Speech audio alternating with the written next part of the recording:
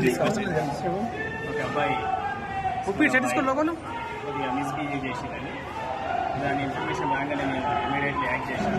నేను ఎస్ఎంఎస్ ఇచ్చి వాళ్ళకి ఇన్ఫర్మేషన్ ఇచ్చాను. ఏం జరిగిందనుకుంటున్నారు? ఏ టైంలో జరిగింది? 1:30 జరిగింది సార్. జరిగిన వెంటనే మాకు వాళ్ళ పేరెంట్స్ అమ్మాయిని ఇన్ఫర్మేషన్ ఇచ్చారు. దాని తర్వాత మేము ఇమీడియట్లీ యాక్ట్ చేశాము. ఎన్ని రోజుల క్రితం జరిగింది సార్? అది నిన్న జరిగింది సార్.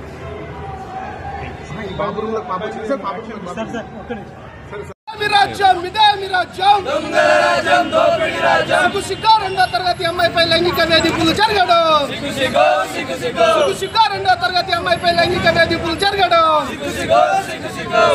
రెండో తరగతి అమ్మాయిపైన లైంగిక వేధింపులు జరుగుతున్న పట్టించుకొని లిటిల్ కోరే యజమాని వెంటనే అరెస్ట్ చేయాలి. ఇదేమి రాజ్యం, ఇదేమి రాజ్యం, ఇదేమి రాజ్యం, ఇదేమి రాజ్యం కావాలి. మేము 1వ తరగతి నుంచి ఇక్కడే చదివిస్తున్నాం మా అమ్మాయిని. ఇప్పుడు 3వ తరగతికి వచ్చింది మా అమ్మాయి. ఆడపిల్లలకు భద్రత లేదు స్కూల్లో. ఆ పిల్లలకు భద్రత కావాలి. ఆడపిల్లలకు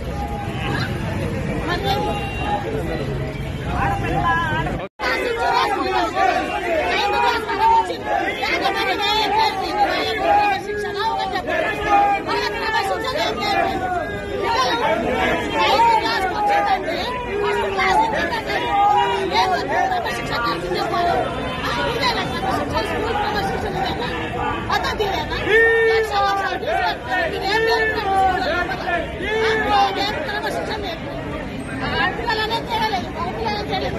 క్రమశిక్షణ ఏం నేర్పింది చెప్పాలి. యాజమాన్యం ఏం చేస్తుంది? క్లాస్ టీచర్ ఏం చేస్తుంది? అది తెలియాలి కదా. ఇప్పుడు ప్రిన్సిపల్ పట్టించుకోలేదు. ఎన్నో పిల్లలు అంటే ఏం చేస్తారు వాళ్ళకి? అసలు సిలబస్ కూడా సరిగా రాదండి వాళ్ళకు. ఆ పిల్లలు పట్టుకొని ఏంటి ఫస్ట్ క్లాస్ నుంచి స్కూల్లో చదివిన అబ్బాయికి ఎంత క్రమశిక్షణ ఉండాలి? స్కూల్లో చదివిన వాడే ఇక్కడ నుంచి ఫస్ట్ నుంచి స్టార్ట్ ఇక్కడ 9th వరకు వచ్చి వాడే దానికి ఎంత క్రమశిక్షణ నేర్పి చెప్పాలి. అది అదే కదా. ఇప్పుడు మా బాబు క్రమశిక్షణ మీకు చక్కగా ఉంటే ఇంకో అమ్మాయికి జరగదండి.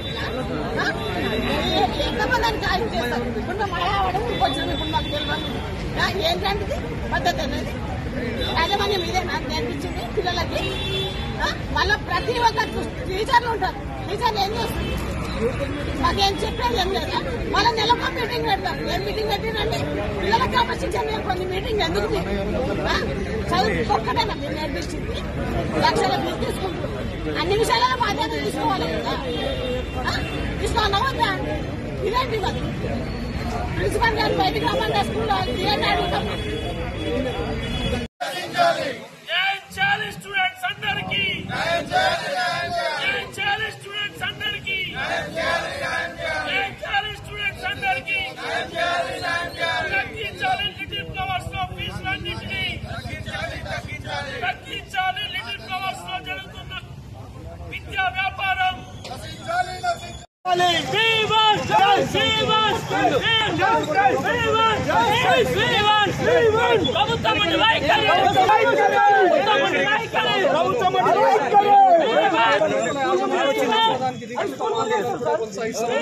మా పిల్లలకు ఈరోజు లక్షల రూపాయలు ఫీజు చెల్లించినా కూడా భద్రత లేకుండా పోయింది అని చెప్పి అటు పేరెంట్స్ కూడా వాపోతూ ఉన్నారు. యాజమాన్యం విషయాన్ని గోప్యంగా ఉంచే ప్రయత్నం చేయడంతో ఆందోళన చెందుతున్నారు.